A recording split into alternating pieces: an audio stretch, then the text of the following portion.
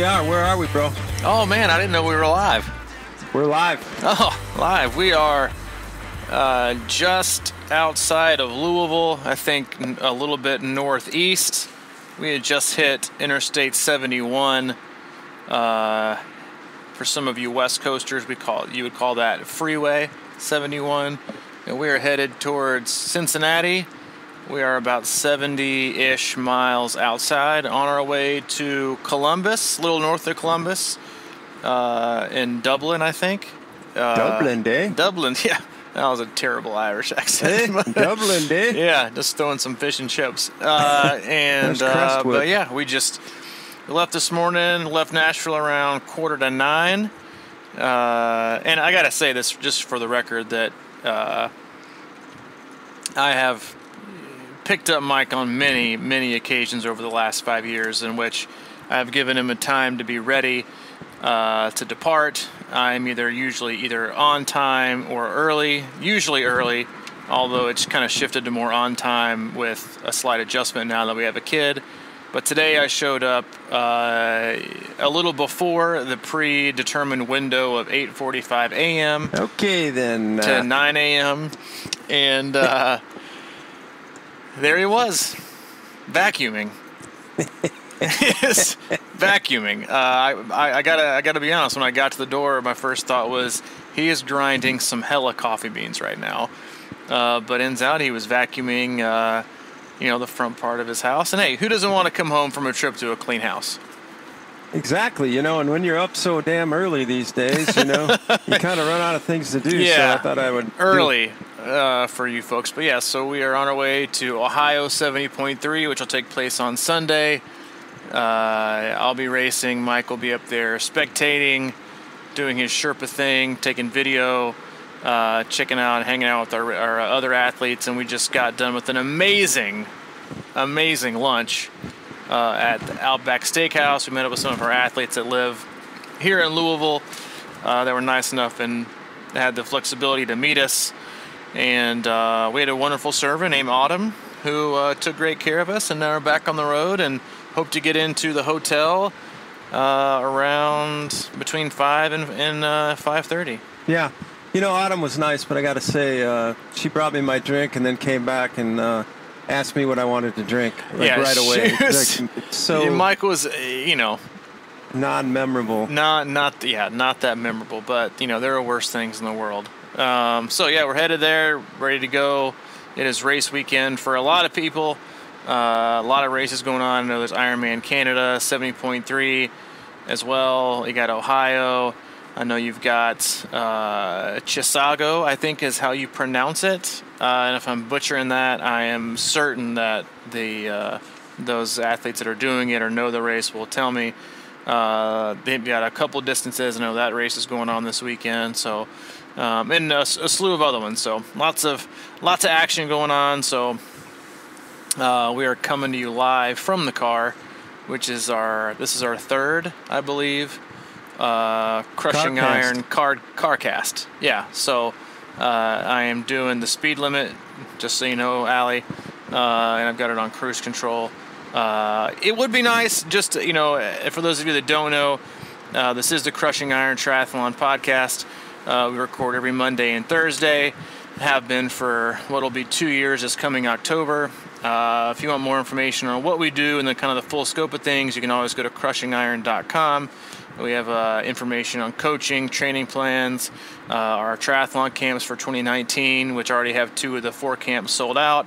Swim analysis, the blog. We have gear, shirts, visors, hats, hoodies, and the like. And then also, if you would like to make a small pledge towards the podcast that help keep up with the cost of doing this said cast, that eventually, if we got up to enough pledges, we could afford a Tesla, and this would become much safer. This is true, and we're also looking into buying camper van now, so that we can house a few athletes on each road trip. Yeah, apparently Mike has decided as the CFO of the trip that we're now going to purchase a Streamline and outfit it with a C26 wrap. It should fit at least 10 bikes on top. and then we'll have 4 smart trainers inside and 2 beds. You got to admit that'd be kind of nice. It would be kind of sweet. So very honestly though, if anybody has a hookup with any kind of like camper style pull behind streamline type deal, reach out to us. Let us know. We could maybe work something out, like a lifetime of free coaching kind of thing. So lifetime free coaching. Yeah, which is 30 years at least, maybe something like that. But so we are en route, and we just passed Buckner, Kentucky. Was that what you're pointing at? I always kind of wonder what you're. I always kind of wonder. I wonder if that's where he lives. He's a Louisville guy. Oh, he may. Wonder if he owns that town. He probably doesn't own that town. But we are coming up to LaGrange. This is where you get off to go watch the Ironman Louisville. I guess second loop. Well, no, it's the end of the first. The city of LaGrange, which is LaGrange. Probably the most spectators on the whole bike course. But yeah, we'll come up on LaGrange and then plowing our way through. So all of our Ohio fans, hello. And I do have to say that, Louisville, even though we didn't eat in downtown Louisville, it's got to be one of my favorite places. Oh. I like it. I like it a lot. I like it too. Great vibe. Excited to go back and watch a lot of our athletes compete there in October. And then here in a few weeks, as we get closer to time, we will do another kind of pre-Louisville podcast, full course breakdown with tips, as we've done for a lot of other casts. Ohio 70.3, Texas 70.3, Muncie 70.3, Wisconsin, Chattanooga, and I think even Louisville last year. So if you want to, you can look those up in the archives. And if you haven't, and you're just now tuning in and you want more information on all the full details, you can check out the race director Ken Hammond's podcast for Ohio 70.3, which is a week and a half ago. So check that up in the archives. If you have any questions, you can always email us. Are we going to cover any more of our? I think we're about done with the Facebook questions that we had. We have a Crushing Iron group that's on Facebook, and we kind of let them have control of our podcast for a couple episodes and try to do our best to answer those questions. You want to finish that out today, or do you want to go off memory since we are in the car and we don't have Wi-Fi currently? Yeah, I don't know if I have that handy. I might. If you don't, I know I have a few off the top of my head that. I actually do have it in the document, I believe. Yeah, let's go off those. And while Mike's looking that up, I'll go ahead and start with one. I remember one was from. Wait a minute. Can we go to that later? I kind of want to get into your mindset right now. Okay, so you're like you and along with 2,000, 2,500 people are going up to, and then many other races, everything. You've got a 70.3 going in. Anything that's rolling through your mind right now as you sit 3 days away from the race? That's a good question. I think the 3 days out, I think you kind of go through like a mental transition. You're kind of just like in a transition period. Mm-hmm. I know for me especially, like Allie and Hayden aren't coming on this trip, and so it's just me. Yeah, it's just Mike. While it may seem like it's easier, to not travel with a toddler or your wife or whatever, and it may seem super. It's still off your routine and off of your just kind of like everyday normal scope of things. So it takes a little bit of an adjustment for me, and I think that when you have a busy life and you're married or have kids or whatever, you can't just spend the entire week or 2 weeks leading up to race just thinking about it 24/7, which you shouldn't anyway. But I think and for example, it's, we left this morning, and so today I think it's like I can feel myself starting to kind of get into the normal mindset of, getting ready to race. But up until, we left today, I haven't even really thought that much about it. I think I looked up my bib number for the first time yesterday. And I'll go, and I need to go over a few more things of the course, but just kind of transitioning in from, normal everyday life mode to, all right, about to race, and you want to race well, and making sure that, you kind of dial things in and get details. But I have been, you've rubbed off on me in a lot of ways, and it's kind of funny because you used I tend to be a lot more stringent on planning and to-do lists and stuff. But when it came to like racing and stuff, I never used to pack till like the morning of. And you've always been a lay out the clothes and the shoes and the everything like a couple days early. Well, I think on like Monday or Tuesday of this week, I had my suitcase out, and I had in 2 separate Ziploc bags portioned out all of my nutrition for Friday, Saturday, and race day. Really? Yeah. Yeah. So just getting ahead of things, and I think like as I've done, a lot of these. This will be my third 70.3 this year. It's nice when you get to like your hotel, and even like the day before, to not have to worry about as little things as possible. And so I've already got all that packed. So now I can just have it out and ready. I don't need to do anything extra on Friday. I can just literally just lay around like a bum with my feet up. And I do have a little bit of work to do, but I can already be in race mode, and I've already kind of taken some things off my usual plate that I would have on like a Saturday pre-race, like portioning out things, making sure I'm eating what I'm supposed to, and it's what I'm supposed to, pre-portioning my gels, and all that's done. So that's helped, and I think that that's something as the longer and longer I've worked with athletes, that anything you can do to minimize stress to do it. But I'm in a good spot. I'm healthy. I'm fresh, and I feel good. So in Ohio, looks like what I would consider no excuses weather. That it's pretty much standard weather and pleasant for good quality fast racing. I mean, honestly, 3 weeks ago, I think I would have told you it's probably going to be, and for sure, I'm sure I said this too, I think to Ken on the podcast, it's definitely going to be a non-wetsuit swim, and we're probably looking at temperatures in the 90s and the 100s. And now, as with, all things crazy in the U.S. in terms of temperature these days, it now looks like there's a good chance it will be wetsuit legal. And I think we're looking at a high just in the upper 70s, which I don't know how my body is going to react to that. Having, it been the way it's been for most people here in either the Midwest or the South for the last month or two. But yeah, I'm feeling good. I'm ready. And I think once we get kind of checked in tonight, I think tomorrow I'll start to get a little more dialed into being in race mode, but I'm still pretty relaxed at the moment.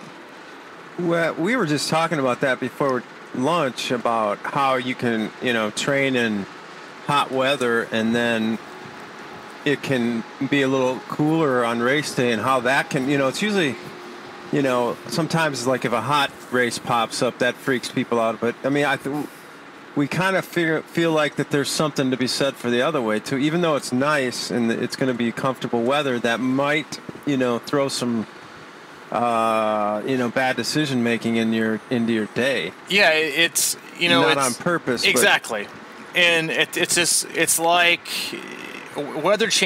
drastic weather changes in any direction.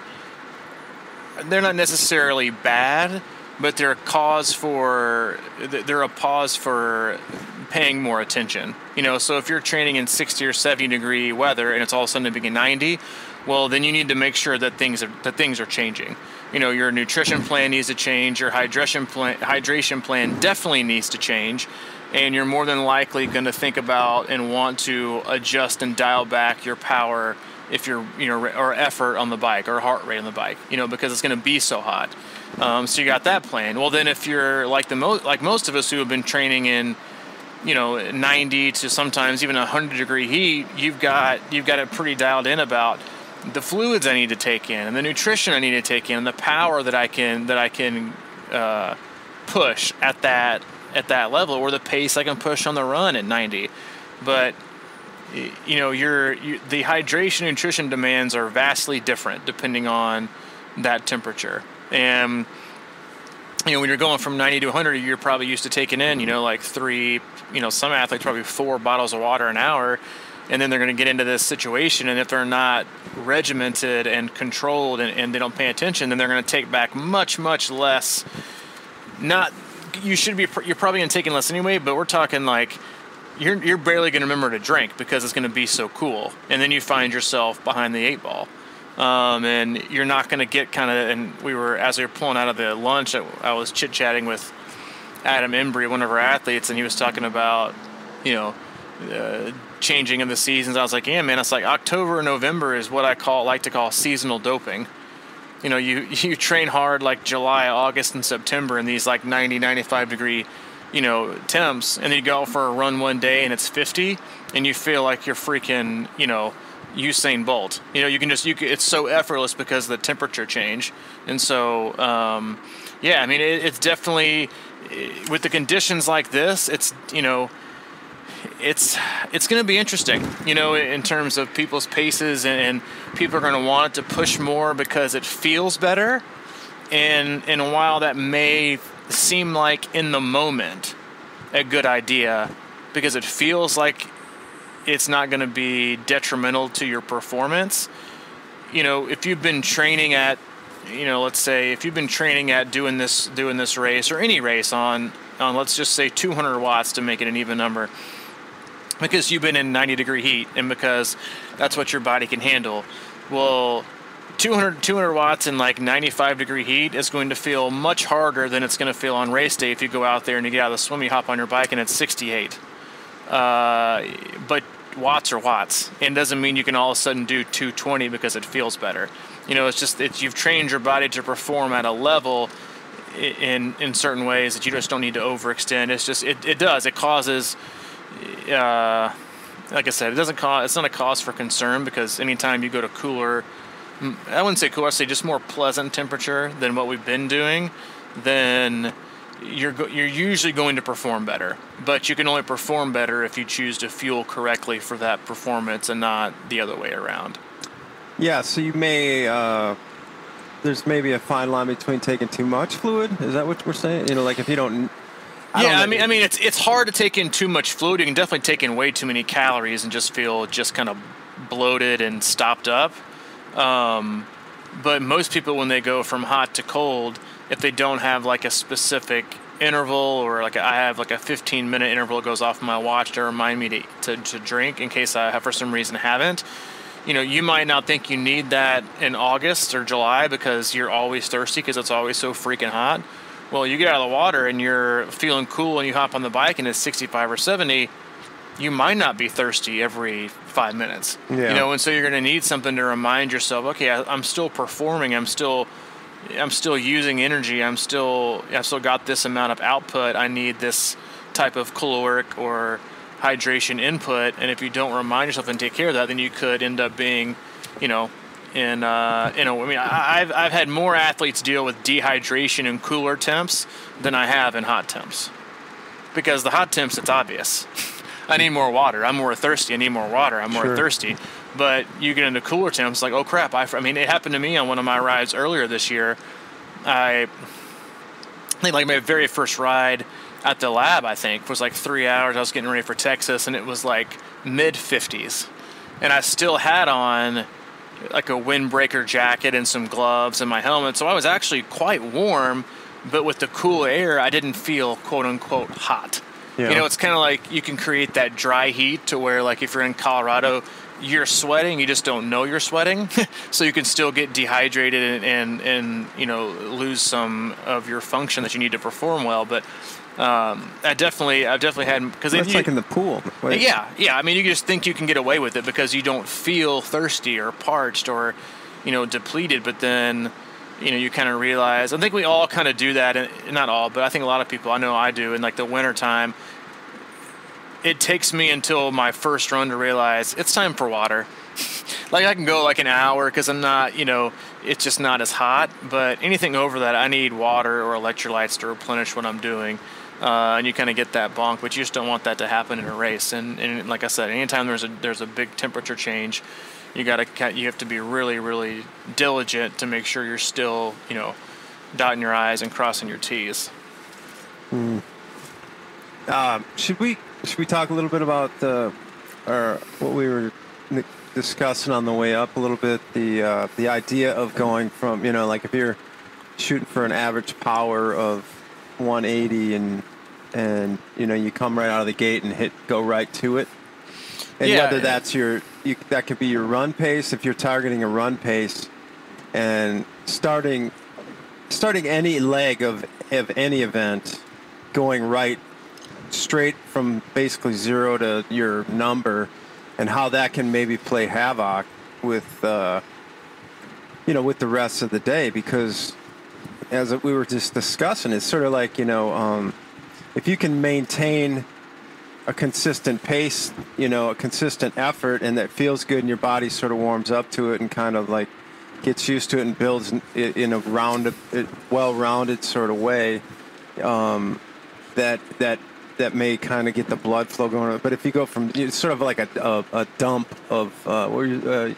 like an adrenaline dump, or even like a lactate, kind of so dump, like how that can kind of be, create a little bit of chaos in the body if you come out and go from 0 to 60 like right away. Of thing.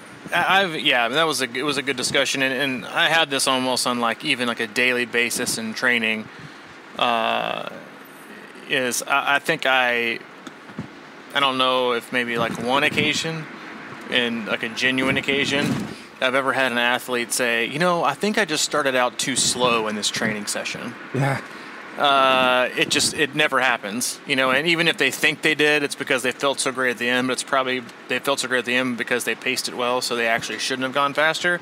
But 99 times out of 100, the comment is, I think I went out a little too fast, or a little too hard, or I was trying to hit this number and my body really wasn't doing it. And so what happens is, and it's been, I think, a month or two, but I posted this article to our active athlete group for the athletes that we work with that's on our team, and basically I think the subject or the title or whatever was called, your first mile should always be your slowest. And I 100%, 1000% agree that your first mile, especially when running, should always be your slowest. But what happens is the moment we step out the door, and I'll use running as an example before we get into cycling, is that you wake up and especially if you're clock watching, if you're pace watching, you walk out the door and you feel like, man, the temp's a little bit cooler. I feel great. I know for sure I'm probably going to run 740s today. And so you hop out the door and you force yourself into 740s out the gate. But that's your mind saying that, not your body. And jumping from standing still to right into your zone 2, or what may feel like on that day even a zone 3, is going to cause your body to go into kind of like hyperdrive. Like, okay, wait, what am I doing here? Like, a minute ago we were just sitting down having coffee, and now you're trying to ask me to do this. And so the rest of your run is probably going to be on what I would say like kind of a rivet. Like you're in between moderate, but you're probably gearing more towards like that gray zone, that more of like a tempo type feel. And you just have to listen to your body. Like you can't, and the same thing goes with cycling, in that, if you're going out and we'll use power because it's the easiest thing to measure. And you're thinking, I'm going to go out, I'm going to hammer this ride, I want to average 220 for the whole ride. Well, if you hop out there and you immediately go from, and for you 220 is an aggressive number, if you go out there and your first 15, 20 minute interval is 220, then I guarantee you after probably, if you're going for like 2.5 hours, 3 hours, after that your body's going to be like, okay, that was it, that's all I've got. You ask too much of your body too soon.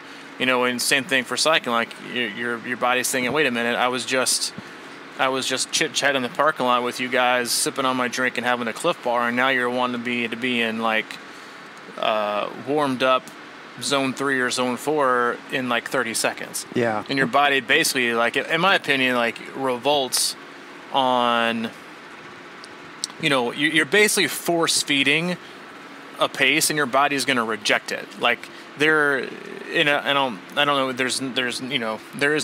I haven't read any science or any correlation behind this at all. But I guess the best analogy I could use is that when your body has senses and sensory things for a reason, and what I would say like gag reflexes for a reason.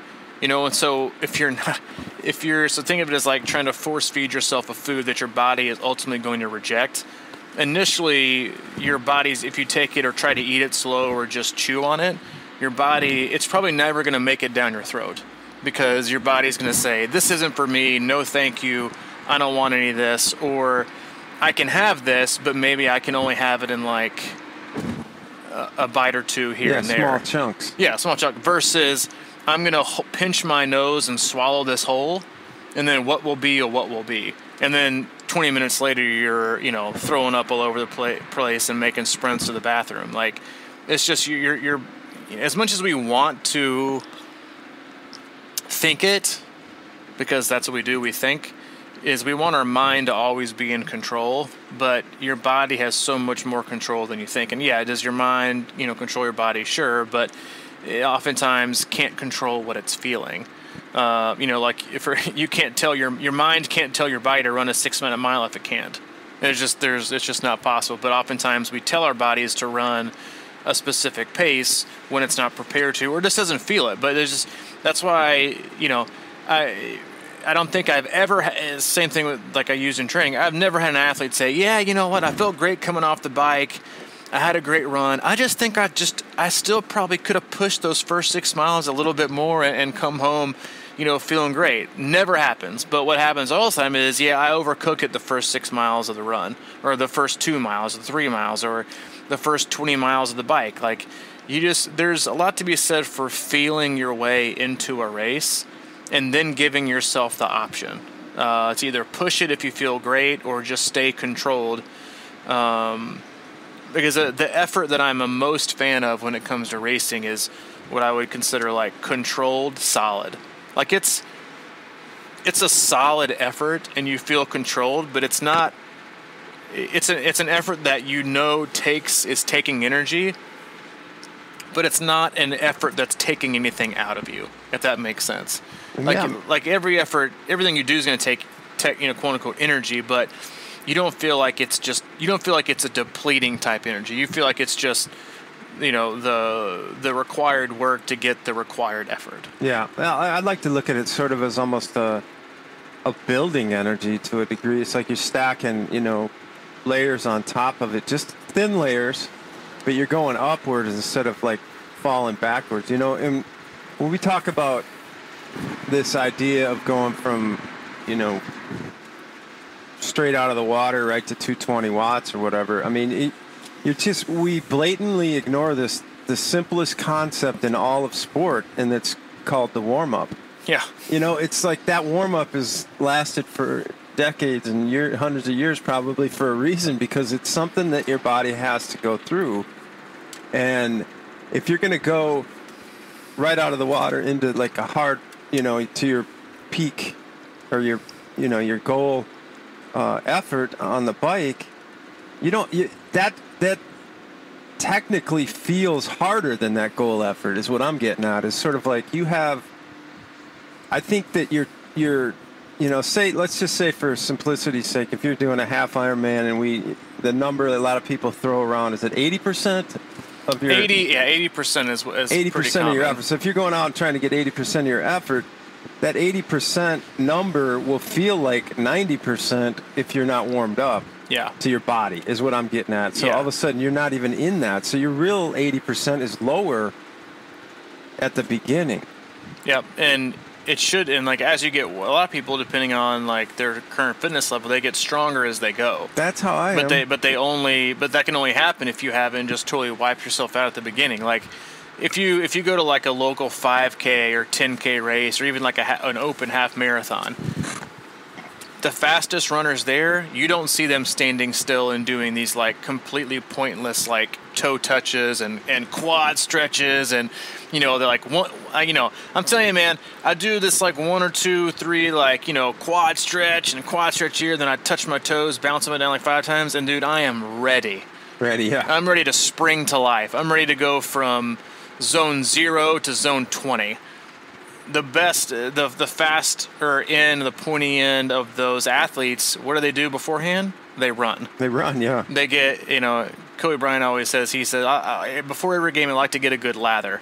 He likes to get real warmed up. And you see this, you have to wake up your muscles. You have to get the blood flowing. You have to get things moving. Like, you can't go 0 to 60. You just can't, and expect the result to be a positive one. And then, well, you know what? That's not true. You can go 0 to 60, but you're going to quickly go back to 50 and 40 and 30 and then maybe stay at 20, or worst case scenario, you go back to 0. So, it's take time, but, we try to practice patience so often, in running and in cycling and, even with swimming, but you get to a race day and you just it's like Christmas morning, don't rip the wrapping paper off the present in like 2 seconds. Like, take a minute, unwrap it, or don't dump it out of the bag. Take the tissue out. But we get so much in a hurry that being in a hurry clouds our judgment and our execution.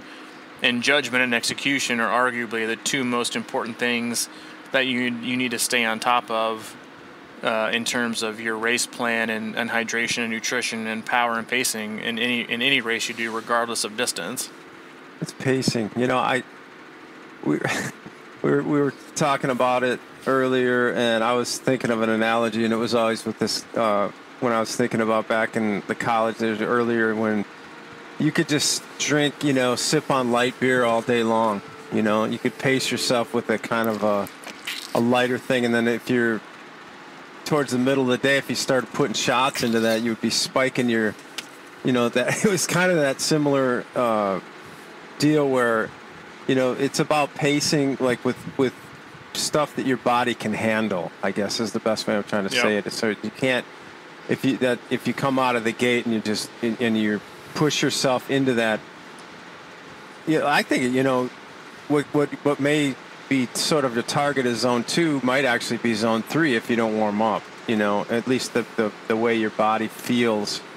It's like trying to push blood through all these, into these areas that are kind of closed up still or whatever. Yeah, I mean, I think to kind of like wrap up that and simplify that approach is you should use your first mile or your first 15 minutes or however long as what I would call a systems check. How am I feeling? What's working? What's not working? Is what I expect to happen about to happen? And if not, how am I about to either change my perception or my approach or my effort, or do I continue to execute and just remember that, the results will be what it'll be, instead of blindfoldly, putting on your blindfold, hopping into the, the bay of the rocket ship and not checking anything and just going, all right, blast off. It's probably not going to work out very well. Well, I mean, look at the analogy of a rocket. It burns most of the fuel within the first minute because it's putting out so much energy. So if you're trying to, retain and store and pace that fuel expulsion, it's take it easy. Yeah, just do a systems check. I mean, always, do a systems check.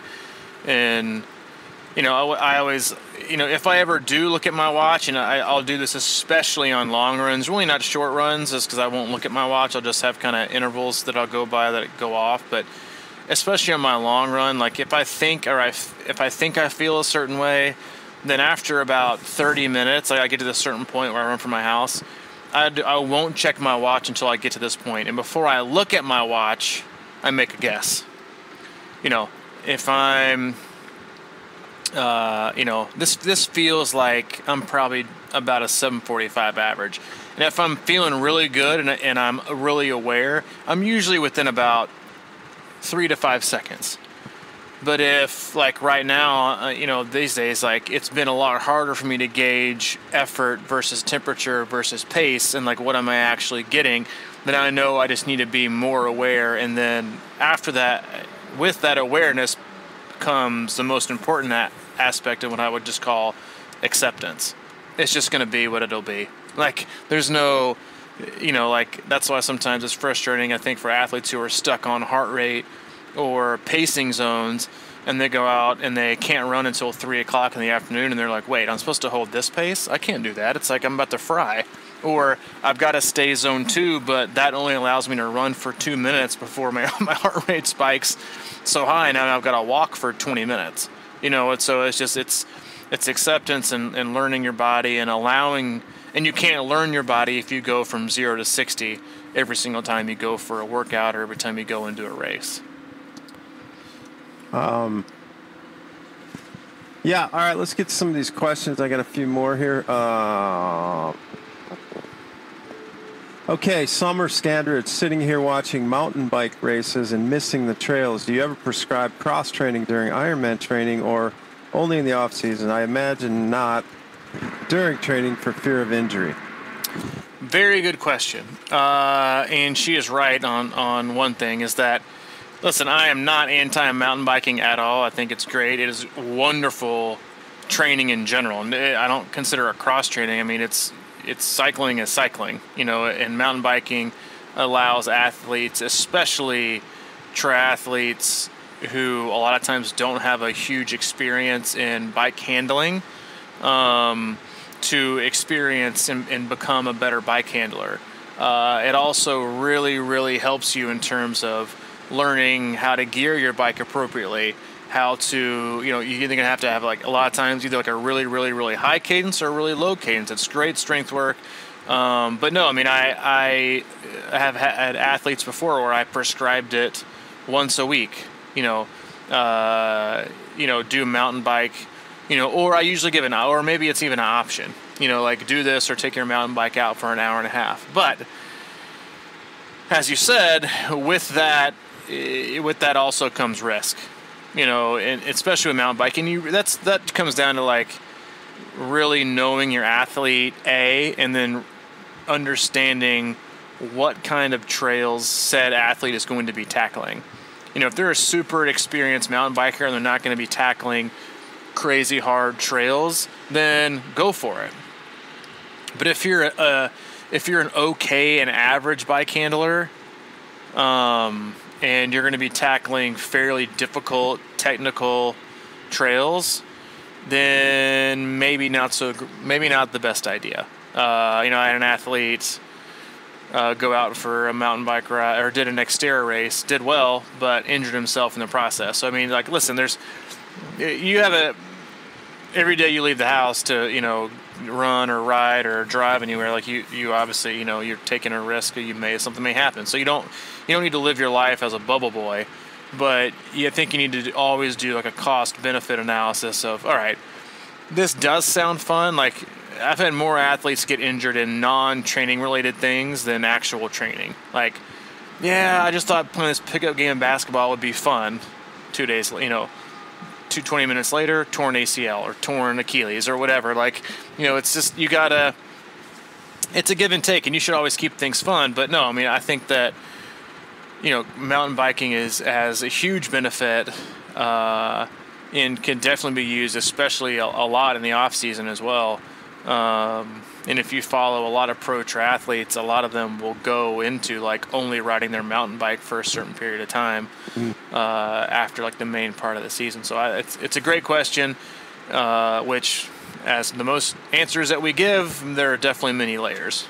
Yeah, I mean, as a guy who really spent a lot of time on the mountain bike back in the day, I think it's outstanding. I still think it's the reason why I can not do long rides, not super long rides all the time, and still feel okay doing Ironman rides without that real long training. Because what it used to do for me is, it's you're climbing up, for people who've done Wisconsin, or it's like Barlow Road or whatever, those real steep ones where you get to the edge of all you have left, or you're going to fall over. That's kind of like pretty common in mountain biking, because you can't, you come around a corner and then you're going up a hill, and then you got to take a 180 kind of turn, and you're going straight up again. You don't have time to like build any momentum, and you're coming out of a corner a lot, and you're scraping up a sandy, gravelly kind of climb with rocks and things like that. And you just have to learn how to figure out a way to keep turning those pedals. And for me, it's one of those mental and physical combinations. And so you get used to that feeling. It's like, all right, well, I got one more hill out on this course, or one more hill. And you can just keep finding it. So that was the one thing that I think so I think mountain biking is outstanding. Plus, like you said, the bike handling skills are unparalleled. But that said, recently, I used to mountain bike a lot, and a couple of years ago I went out to, to some trails around Nashville, some newer trails, and I got to tell you, I was rusty, big time. So, I mean, these were pretty, they're not mountains, but they're pretty dicey descents and some weird stuff going on, and I was really scared. I mean, I think if you're a really skilled mountain biker, I'd say go for it. I mean, I don't, every trail is different and stuff like that, but I think if you can find it, if you're not really up to speed on your cycling, if you can find sort of these rolling, relatively safe trails, I think it's outstanding, to be honest, because it really, not only that, it just kind of, it's really good for explosiveness, and I really think it helps your running a lot too. Yeah, there are way more. There's way too many upsides, to not do it. I think you just gotta kind of pick your. Yeah, it's like we were just talking about. You got to ease into with your skill level, your technical, what you're gonna attack. So, all right, Angela Thomas. When a training session goes south, how can you tell if it is technique versus fitness versus mental toughness versus nutrition versus environment versus other factors? In other words, how do you learn from a bad session? Well, Angela, thank you for the It's all of the above. Thank you. Yeah, it's, I think, now listen, there are definitely some, a lot of time it's just general overall fatigue. In that which is good. And bonking is, we use the term bonk a lot, and sometimes it's just, a lot of times it's actually just tired. And I think that you should be able to, with anything, if you are just self-aware and pay attention, then you're probably going to know, if you just think back for a minute. And I'll sometimes, and it's easier, obviously, for the coach to do it. Like, I had an athlete who was texting back and forth with me. It's like, I was, all my runs were just, going great, and I was dropping down, and my pace was dropping. And then here, just, the last month or two, it's just been, kind of flatlined. He hasn't been bonking, but he's just kind of, hanging out in a certain zone. And I was like, well, what's changed? And obviously every athlete, you're not always going to train and just see drastic pace drops every month. It's just not how it works. But the first thing you should do, except for my most honestly, the most annoying thing I ever hear when I read a Training Peaks comment is I feel like I'm getting slower. If you can train consistently, you don't get slower. But it usually happens because, for this athlete, I said, well, what's happened here the last 2 months? Oh, yeah, it went from being 65 and 70 degrees in Chicago to being 100. So that's got a huge deal with it. And then, coincidentally, I think he traveled to a wedding or something 2 weeks later, and the temps were back down to normal, and he was just oh, so this is what it's back again. It's but we forget. We get, and so many athletes are like that, is that they're prisoners of the moment, and everything is awful, everything is great, and just a lot of times it's just all right, let's think about it for a second. I had a terrible training session and I bonked. Sometimes there's not some scientific answer, and it's almost definitely not technique. A lot of times it's just that you're tired, and you're never, we always kind of say this, but you have one best bike session, you have one worst. Everything else is in between. It's just getting it done. And a lot of times athletes just forget when they're in the thick of it to either A, to forget how far they've come, or B, to recognize what they've done in the last, they see the tree and it's either not getting chopped down or it's overgrowing.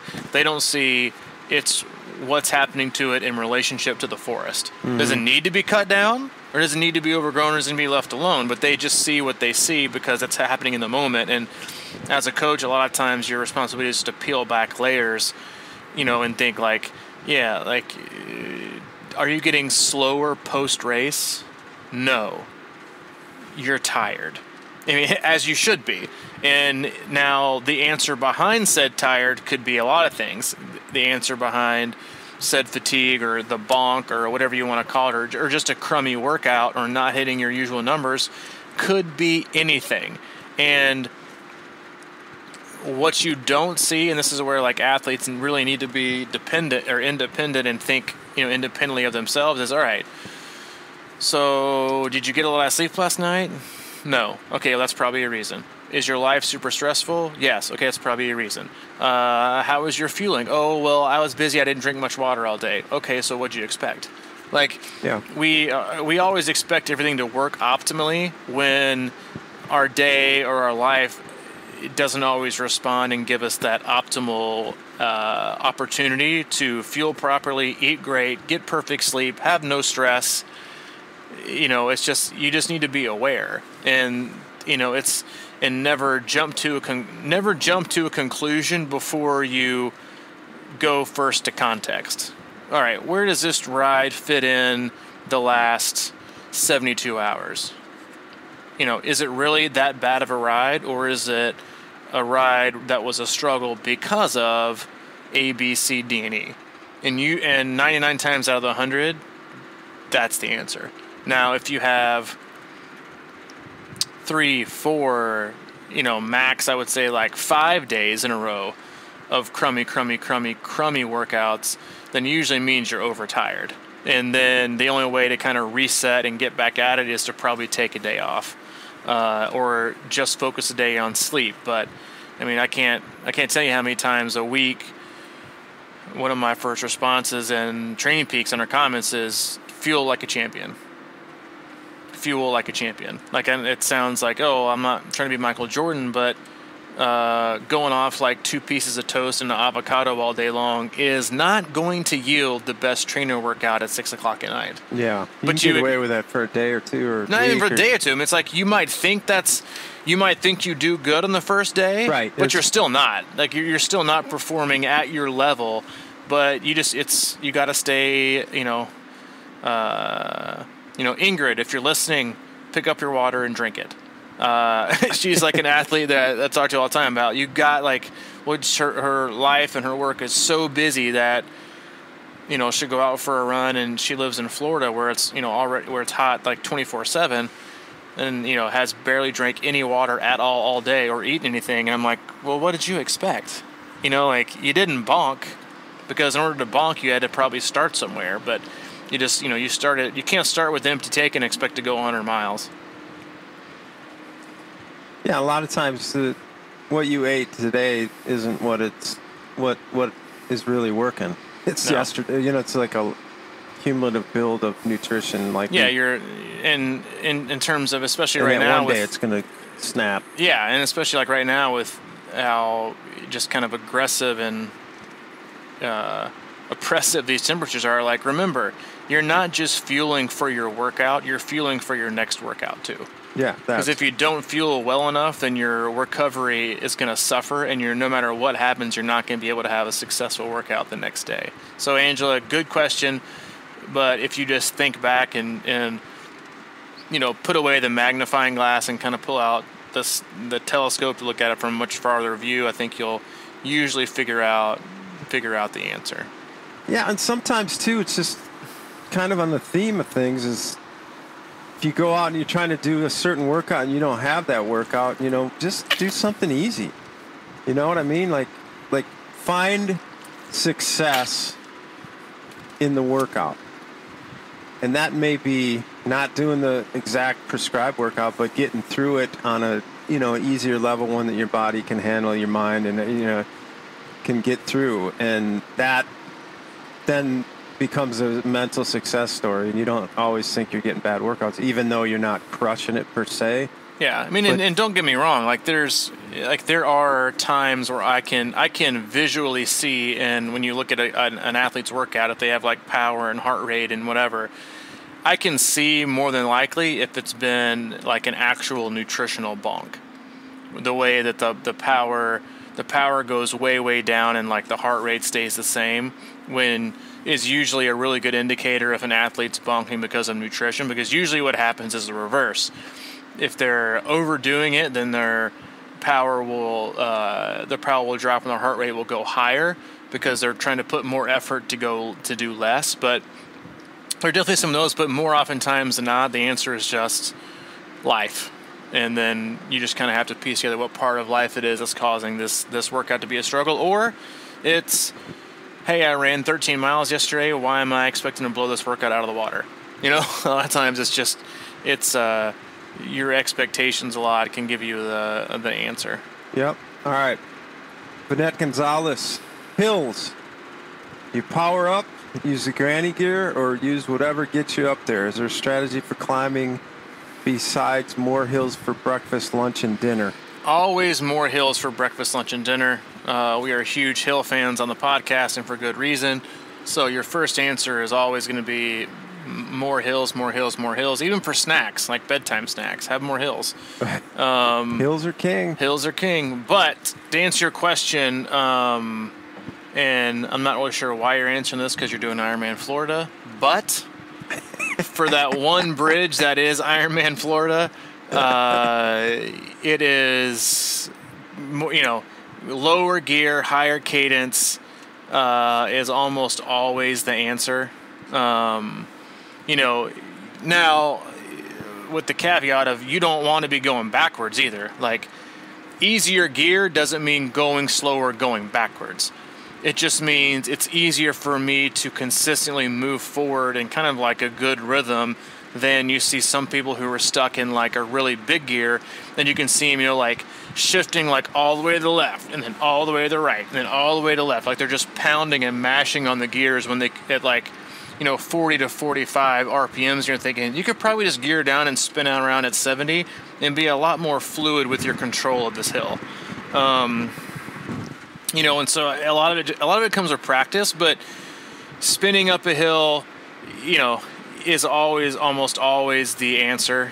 But it's I think one of the common misconceptions about just the phrase spinning is going slow. Right, yeah. Or going easy, which is totally false. Like, when you see these Tour de France guys spinning up the Alpe d'Huez or whatever, like, their power is still probably very high. But you could say, oh, they're just spinning. That's not really the case. I just think we have this, we use that phrase and kind of like, oh, okay, maybe that's not how I should look at it. So it's like no tension on the trainer. Yeah, like I'm not talking like spinning so easy that, like you said, like flywheeling it.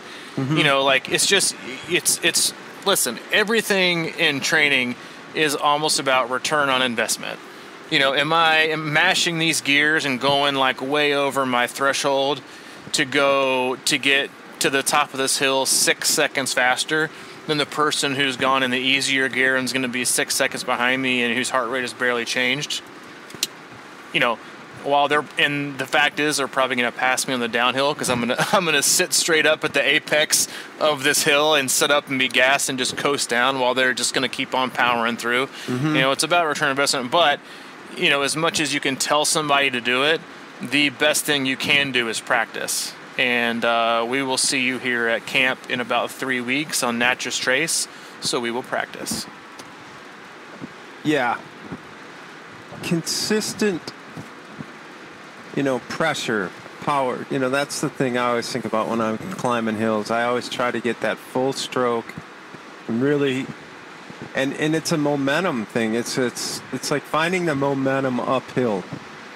That's a great way to put it, because you have that like rhythm. You're like, I'm really flowing good. Because you always think about just like kind of having momentum on a downhill, but think about how do you flow into that hill and just keep the momentum going. It's sort of this. It's the kind of thing like I always talk about it in running up hills. It's and the same thing with bike. It's like people think.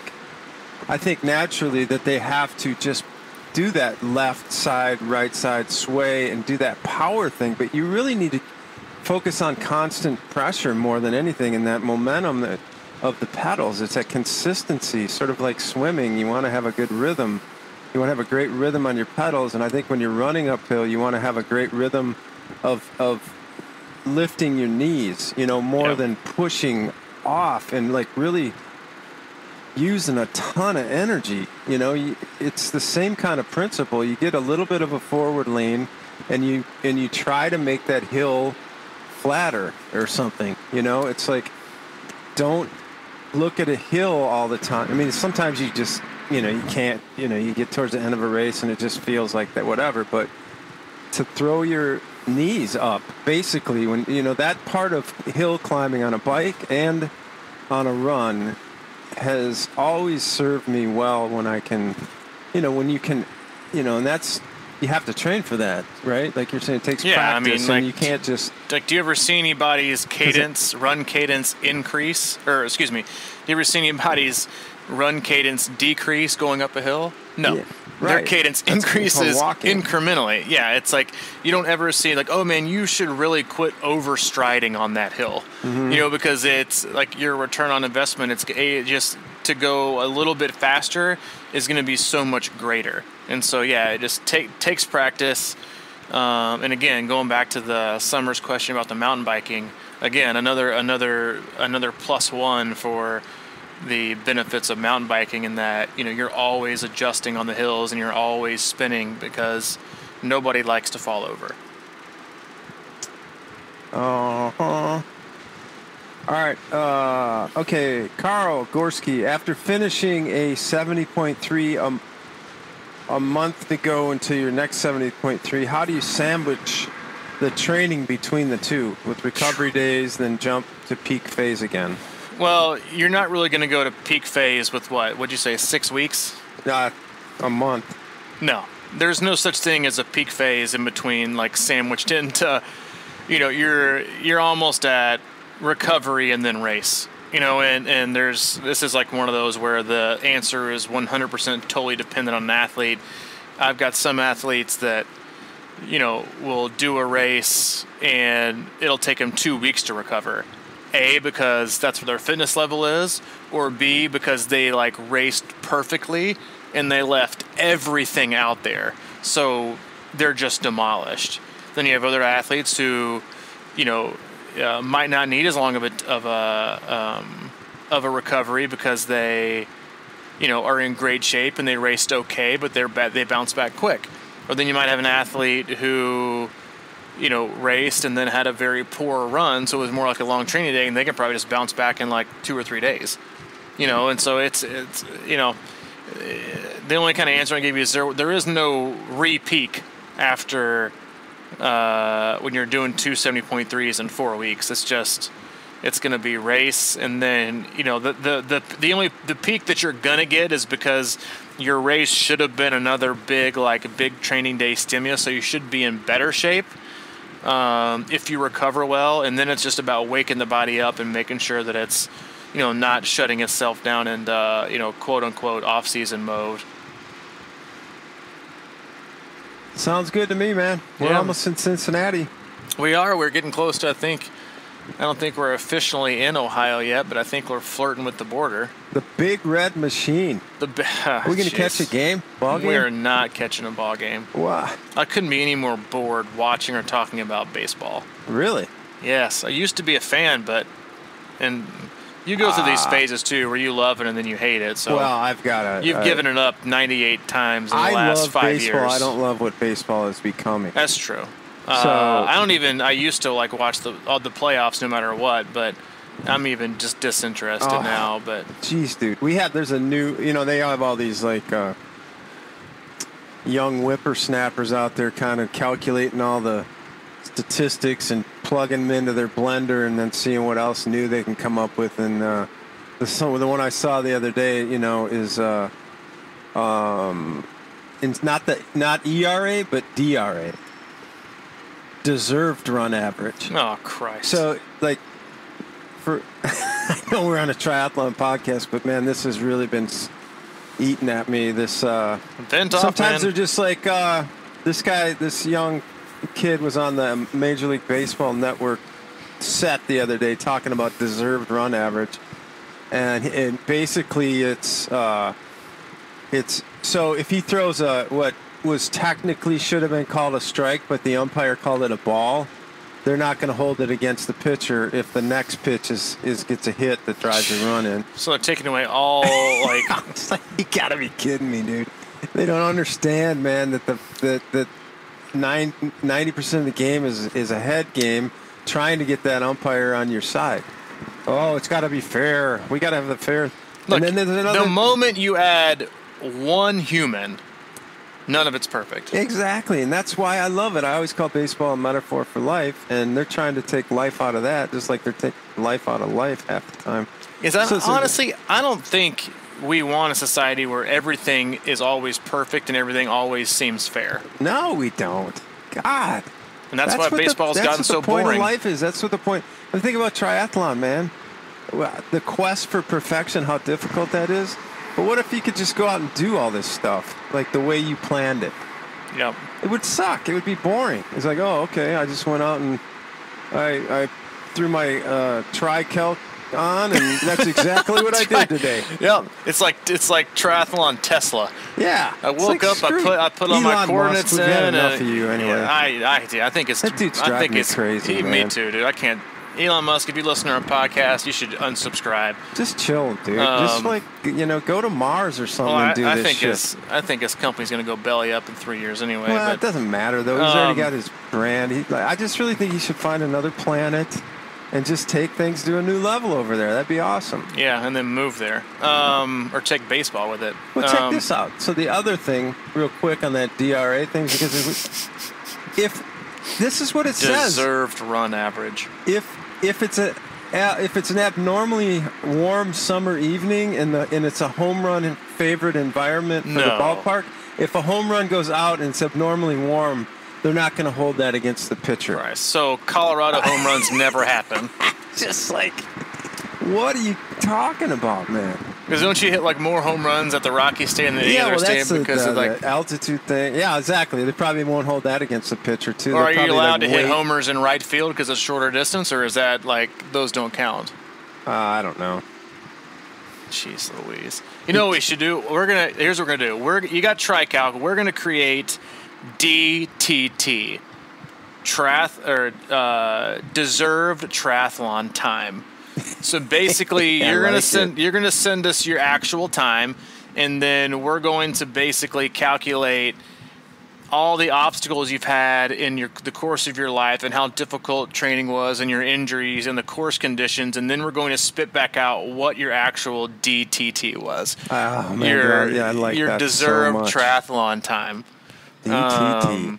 I like that a lot. The athletes that are out there that always have like the try excuse. Yeah. You need not apply. This is only for athletes who generally, need a DTT. But I think we can do it. We can create a form. We got a few tech guys. Ross, if you're listening, he knows a lot about computers and such. Yeah, create an app, dude. $9.99. Download the app and DTT, you can put all your the deserved factors triathlon. So basically, like if you're married with 3 kids and have like a 50-hour-a-week job, and you do like a 5.5-hour Ironman, well, our app, you can go in and shift the settings to single 30-hour-a-week job, no kid, and then see what your time would be. Yeah. Yeah, so it might lead to like divorces and stuff, but that's live your own life. That's what you deserve. That's it's your D. Yeah, don't use DTT on your when you serve your papers or whatever, because we don't. Yeah, we'll have to like really get into the waiver on this one, but yeah, as we hit the traffic jam that is Cincinnati. I was hoping we wouldn't do this. Yeah, but it is what it is. So, but we appreciate you listening on the Crushing Iron Triathlon CarCast number 3. And next time we come to you, we will be post-Ohio. We'll do a little race recap. I'm sure some other fun nuggets that we'll learn because we're always learning. And if you're at Ohio 70.3, come up and say hi to us. I'll have a C26 Crushing Iron hat on. I'm sure Mike will have some C26 gear on as well. My new Rev 3 hat. Maybe his new Rev 3 hat from Shamika. Yeah, thank you, And dear. more than likely his fly is going to be unzipped. So come up and say hi. Introduce yourself. And best of luck to racing, everyone. And we will see you soon. All right. Thanks for checking in. Cincinnati, here we come. See ya. Here we are.